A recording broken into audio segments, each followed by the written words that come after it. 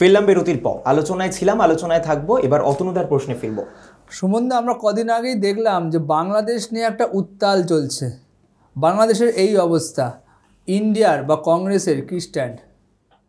না, প্রথম কথা হচ্ছে আপনারা খুব ভালো করে দেখেছেন যে আমরা প্রথমেই বলেছি ভারত সরকারের পাশে জাতীয় কংগ্রেস রয়েছে। কারণ যখন একটা ন্যাশনাল ইস্যুতে বা ইন্টারন্যাশনাল ইস্যুতে কোনো সিদ্ধান্ত নিতে হয় তখন সবাইকে ইউনাইটেড থাকতে হয়। কারণ তখন ওটা কংগ্রেসের বিদেশ নীতি হয় না, বিজেপির বিদেশ নীতি হয় না, ওটা দেশের বিদেশ নীতি হয়। এবং দুদিন আগে যখন বিদেশমন্ত্রী এস জয়শঙ্কর সর্বদলীয় মিটিং ডেকেছিলেন, আপনারা দেখেছেন, রাহুল গান্ধী নিজে উপস্থিত ছিলেন। 6 মাস পরে কি 1 বছর পরে ওরা বুঝতে পারবে যে ওরা কিছু বিদেশি রাষ্ট্রের ষড়যন্ত্রের স্কেপগোট হয়েছে, ওদের দেশটা বিক্রি হয়ে গেছে, বুঝতে পারে। কিন্তু এটাও তো আমরা শুনেছি যে জঙ্গি মুক্ত, যারা জঙ্গিরা জেলে বন্দি ছিল তারা মুক্ত হয়ে গেছে, তারা বেরিয়ে গেছে। তা সেইটার জন্য কি ইন্ডিয়ার কি একটু ভয় রয়েছে?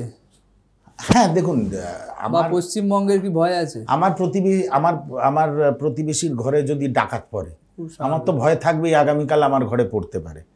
তবে ভারতবর্ষ অত্যন্ত ক্ষমতাশালী একটি দেশ, তারা তাদের বর্ডার সুরক্ষা করতে জানে। আমি আশা করব বাংলাদেশের কোনো ঘটনা বা বাংলাদেশে কোনো স্বৈরাচার, বাংলাদেশের কোনো দুর্বৃত্তায়ন আমাদের দেশে ছোঁয়া লাগবে না। এবং আপনারা তো দেখেইছিলেন যেদিন শেখ হাসিনা ইস্তফা দিয়ে ভারতবর্ষে চলে এসেছিলেন, সেদিনই বিএসএফের ডিজি কলকাতায় চলে এসেছিল। কারণ আমাদের তো লম্বা বর্ডার আছে বাংলাদেশের সঙ্গে, পশ্চিমবঙ্গের। তাই এখান থেকে কলকাতায় শুনেছি, কলকাতায় বসে উনি মনিটরিং করছিলেন। মেঘালয়ের সঙ্গে বর্ডার আছে, ত্রিপুরার সঙ্গে বর্ডার আছে, পশ্চিমবঙ্গের সঙ্গে বর্ডার আছে, লম্বা বর্ডার রয়েছে। তা যদি খুব প্রোঅ্যাক্টিভ হয়ে কেন্দ্রীয় সরকার এই ব্যাপারগুলো দেখে, আমাদের জনজীবনে কোনো প্রভাব পড়বে বলে আমি মনে করি না। আর আমরা এই বিষয়ে জাতীয় কংগ্রেস সবসময় কেন্দ্রীয় সরকারের সঙ্গে আছে। কংগ্রেস কি বরাবর এই সিএ বা এনআরসির বিপক্ষে? কংগ্রেস একটা জিনিসের বিপক্ষে, যে তুমি কোনো অত্যাচারিত মানুষকে আশ্রয় দাও, কোনো অত্যাচারিত ধর্মীয় নিপীড়িত মানুষকে আশ্রয় দাও, সব ঠিক আছে, কিন্তু তুমি কোনো পিঠে স্ট্যাম্প মেরো না যে ও হিন্দু, ও অত্যাচারিত হলে ওকে আমি আশ্রয় দেব, ও মুসলিম, ও অত্যাচারিত হলে আমি আশ্রয় দেব না। আমাদের এটা পরিষ্কার স্ট্যান্ড।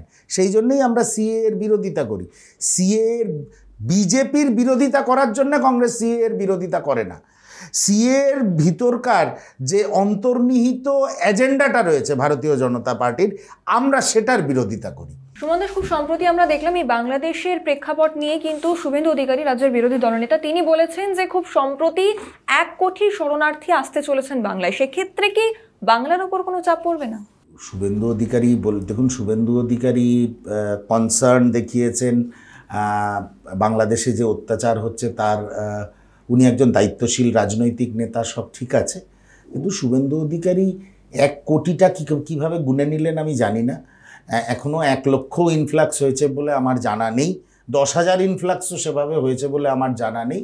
উনি আশঙ্কা করছেন, এবং উনি তো ওনার দলের নেতার সবকা সাথ সবকা বিকাশকে ডিনাই করে দিয়েছেন। অ্যাকচুয়ালি উনি কি চান, শুভেন্দুবাবু কি চান? শুধু শুভেন্দু অধিকারী কেন, দিলীপ ঘোষও তো বলেছে বাংলাদেশের যে অবস্থা হয়েছে সেটা পশ্চিমবঙ্গেরও হবে। আগামী দিনে ভবিষ্যতে তৃণমূলকে সতর্ক থাকতে। দেখো, দিলীপ ঘোষ হচ্ছে একদম পুরোপুরি আরএসএস ব্যাকগ্রাউন্ডের একজন রাজনৈতিক নেতা। উনি যখন কথা বলবেন, উনি ওনার সুর, আর শুভেন্দুবাবু হচ্ছে নতুন বিজেপি, নতুন বিজেপিকে অনেক কিছু প্রমাণ করতে হয়, তাহলে সেই দিলীপবাবুর লাইনেই কথাটা বলতে হবে। আর দিলীপবাবু হচ্ছে আরএসএস ব্যাকগ্রাউন্ড থেকে উঠে আসা ভারতীয় জনতা পার্টির নেতা, তার ন্যারেটিভ হচ্ছে ফিক্সড ন্যারেটিভ, কোনো অসুবিধা নেই। বিষয়টা হচ্ছে এইভাবে দেখুন, আমাদের পশ্চিমবঙ্গে প্রায় 27 থেকে 28% সংখ্যালঘু সম্প্রদায় রয়েছে। আপনি কি করবেন? তাদের তাড়িয়ে দেবেন? তাদের বলবেন পাকিস্তান চলে যাও? সেটা তো সম্ভব নয়। তাহলে যতটা অ্যামিকেবল পরিবেশে সবাই থাকতে পারে, সবাই বেঁচে থাকতে পারে, সেইটা দেখা প্রতিটি রাজনৈতিক দলের কর্তব্য। এরকম দুরুম দারাম আলাং থালাং স্টেটমেন্ট করে আমি আরেকটা স্টেটমেন্টে আসবো। দিলীপ ঘোষ হলো এবার সুকান্ত মজুমদারের কথায় আসছি। উনি নাকি চেয়েছেন বঙ্গভঙ্গ করতে, যদি বঙ্গভঙ্গ আগামী দিনে করতে চায় বা লোকসভায় আসে, তাহলে কংগ্রেসের স্ট্যান্ড পয়েন্ট কী হবে? আমরা কোনো ভঙ্গেরই পক্ষে নই। এখন সুকান্তবাবু কি হয়েছে জানেন তো? সুকান্তবাবু এবার হারতে হারতে জিতেছে। উত্তরবঙ্গটাকে নিয়ে ওনাকে ঘাঁটতে হবে খুব ভালো করে। ওনার লোকসভা কেন্দ্রে সুকান্তবাবু এবার প্রায় হেরে যাচ্ছিলেন লাস্ট মোমেন্টে। যে বা একটা রাজনৈতিক নেতা, একটা সর্বভারতীয় দলের রাজ্যের সভাপতি, লাস্ট মোমেন্টে মেকআপ হয়েছে। আপনারা সাংবাদিক, আপনারা সব জানেন। সুকান্তবাবু হ্যাঁ, লাস্ট মোমেন্টে গিয়ে উনি মেকআপ করেছেন। এখন উত্তরবঙ্গটাকে ঘিরে একটা নতুন ন্যারেটিভ এস্টাবলিশ করতে হবে আগামী 2026কে মাথায় রেখে। উত্তরবঙ্গ থেকে যে ওদের পায়ের তলার মাটি সরে যাচ্ছে, এটা ওনারা বুঝতে পারছেন। বিজেপি উত্তরবঙ্গে পায়ের তলার মাটি সরছে, দক্ষিণবঙ্গে তুলনামূলক কয়েকটি আসন, অর্থাৎ সংখ্যাটা 18 থেকে 12তে এসছে, কিন্তু বঙ্গ কংগ্রেসের কোথায় অবস্থান, এটা একটু যদি তুমি কিছু পরিষ্কার করো। বঙ্গ কংগ্রেস তো সমস্যায় আছে, অস্বীকার করার তো কোনো জায়গা নেই। আমরা সংগঠন কি মজবুত? সংগঠন মজবুত হবে কি করে? দেখ, মমতা বন্দ্যোপাধ্যায় সোনিয়া গান্ধীর আশীর্বাদ ধন্যা হয়ে কংগ্রেসের সঙ্গে জোট করে, কংগ্রেসের সাহায্য নিয়ে, কংগ্রেসের অর্থনৈতিক সাহায্য নিয়ে, কংগ্রেসের লজিস্টিক সাপোর্ট নিয়ে ক্ষমতায় এলেন 2011 সালে। আসার পর থেকে এই মহিলার ফার্স্ট কাজ ছিল কি করে কংগ্রেসটাকে ডিমিনিশ করে সাইনবোর্ড করে দেওয়া যায়। ভেঙেছে দল, ভেঙে ভেঙে ভেঙে ভেঙে ভেঙে আজকে কংগ্রেসের এই দশা হয়েছে। এরপরে উনি কী করলেন? খুব মাথা খাটিয়ে বুদ্ধি করে বিজেপিকে এখানে ইমপ্লান্ট করে দিলেন, যাতে বিজেপির পোলারাইজেশনের পলিটিক্সটা উনি ইউজ করতে পারেন। না, মমতা বন্দ্যোপাধ্যায় চাইলো কংগ্রেসকে ভেঙে দিতে, আর কংগ্রেস দলটা ভেঙে গেল। কংগ্রেস কোনো দল না। না না, নিশ্চয়ই এটা বাড়ি নাকি চাইলো ভেঙে দিল? আপনার সঠিক প্রশ্ন। আপনি যদি হঠাৎ রাত্রিবেলা একটা ফেসবুকে পোস্ট করার জন্য, ধরুন অম্বিকেশ মহাপাত্র, একটা ফেসবুক পোস্টের জন্য তাকে জেল খাটতে হলো। আজকে আমি অন্তত 1 ডজন ক্যাবিনেট মিনিস্টার দেখিয়ে দেবো যারা কংগ্রেস থেকে গেছে, যাদের বিরুদ্ধে গাঁজা কেস আর পুলিশের ফলস কেস দিয়ে ভয় দেখিয়ে কংগ্রেস থেকে ভাগানো হয়েছে। আমি তাদের নাম এখানে বলতে চাই না। যখন আপনার প্রোগ্রাম শেষ হয়ে যাবে আমি লিস্টটা আপনাকে দিয়ে যাবো। কিন্তু আমি তো অনেক নাম বলতে পারি। সৌমেন মিত্র, সে তো গাঁজার কেস খায়নি। Exception cannot be an example. এত বড় নেতা, সেও তো চলে গেছিল। সৌমেন মিত্র স্বতঃপ্রণোদিতভাবে গেছিলেন, তাকে কেউ জোর করেনি। না, হ্যাঁ, ভয়ও দেখায়নি, উস্কানি তো ছিল। কিন্তু আমি শুধু এক সৌমেন মিত্র ভাঙাতে কংগ্রেস ভেঙে গেছে আমি তো বলছি না। এইভাবে বিভিন্ন অঞ্চলে, বিভিন্ন ব্লকে, বিভিন্ন মহকুমাতে এই ঘটনা ঘটেছে। আচ্ছা, কংগ্রেস তো সাইনবোর্ড, তো আপনাদের কংগ্রেস সাইনবোর্ড, হ্যাঁ বঙ্গে সাইনবোর্ড তো, তাও এখনো কেন কংগ্রেস কর্মী খুন করতে হয়? আজ থেকে 1 সপ্তাহ আগে ময়নাগুড়িতে কেন মানিক রায় খুন হলো? মুখ্যমন্ত্রী চুপ, হিম্মত নেই উত্তর দেওয়ার। বাংলার দুর্নীতি দেখে না? বাংলায় যে হাঁসখালি হয়, মধ্যমগ্রাম হয়, বারাসাত হয়, সেখানে লোক যায় না। ওয়ানারে লোক পাঠিয়েছে 2 সদস্যের সংসদীয় দল তৃণমূলে। কি আছে ওর কেরালায়? ছ্যাবলামো হচ্ছে রাজনীতি নিয়ে। সুমনদা, তাহলে আমরা একেবারে 16 সাল দেখলাম, আমরা 21 সাল দেখলাম, আমরা 24 দেখলাম। 26-এ সিপিএম কংগ্রেস অর্থাৎ বাম কংগ্রেসের জোটবন্ধন কি আদতে কোনো শক্তি বিধানসভায় দেখাতে পারবে? প্রথম কথা হচ্ছে, কোন রাজনৈতিক দলের সঙ্গে জাতীয় কংগ্রেস 2026-এ জোট করবে সেই সিগন্যাল দেওয়ার I am not the appropriate authority. আমি একজন সামান্য মুখপাত্র রাজ্যের। এই বিষয়ে একমাত্র সিদ্ধান্ত নেবেন মল্লিকার্জুন খার্গে, কেসি বেণুগোপাল, রাহুল গান্ধী এবং তখন যিনি প্রদেশ কংগ্রেস সভাপতি থাকবেন। এরা 4 জন বসে। এটা হচ্ছে ফার্স্ট কথা। দ্বিতীয় কথা, আমি বরাবর আমার নিজস্ব লাইন আমার পার্টির মধ্যে, এবং এটা সবাই জানে, আমি তৃণমূল নামক পলিটিক্যাল গ্যাংয়ের সঙ্গে কোনো রাজনৈতিক জোটের বিরোধী। ইন্ডি জোট ভালো লাগে না তো। যখন নরেন্দ্র মোদীর কোনো এজেন্ট রাহুল গান্ধীর পাশে বসে কফি খায়, আমার দেখতে ভালো লাগে না। আমি তো ওপেন বলছি আপনাকে, এখানে কোনো লুকোচুরির ব্যাপার নেই। উনি এরকম পাঁচিলের উপরে বসে আছেন, দড়িটা এইখান থেকে, গলার থেকে দড়িটা রয়েছে নরেন্দ্র মোদীর হাতে। নরেন্দ্র মোদী কখনো ওনাকে তুলে এনডিএর মধ্যে ফেলেন, কখনো ওনাকে তুলে ইন্ডিয়ার মধ্যে ফেলেন। সেই জন্যে কোনো রাজনৈতিক জোট ভারতবর্ষে মমতা বন্দ্যোপাধ্যায়কে বিশ্বাস করেন না। একদম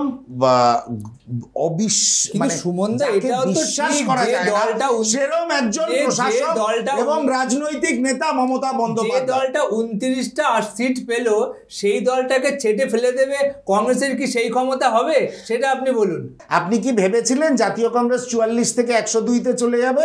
না, ভেবেছিলেন? না, ভাবিনি। ভাবেননি, চলে গেছে। তেমনি আমরা ওই 29টাকে ছেটে ফেলে সরকার করি। একেবারে সুমনদা, আমরা শেষ করব, তবে শেষ করার আগে 5টা প্রশ্ন তোমার কাছে রাখবো, এক বাক্যে উত্তর চাইবো। প্রথম প্রশ্ন, শেখ হাসিনা দেশ ছাড়লেন, ইন্দিরা গান্ধীর নীতিতেই কি সমর্থন করবেন, নাকি যে মোদী নীতি এখন দেখছেন কোনটাকে সমর্থন করবেন? ধীরে চলো নীতি এখন ভারতে বর্তমানে। আমার মনে হয় দেশের জন্য যে নীতি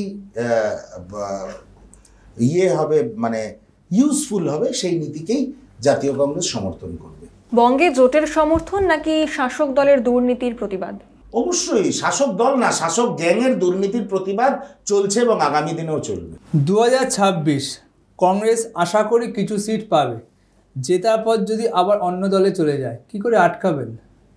এটাকে বলে রাজনৈতিক অবক্ষয়।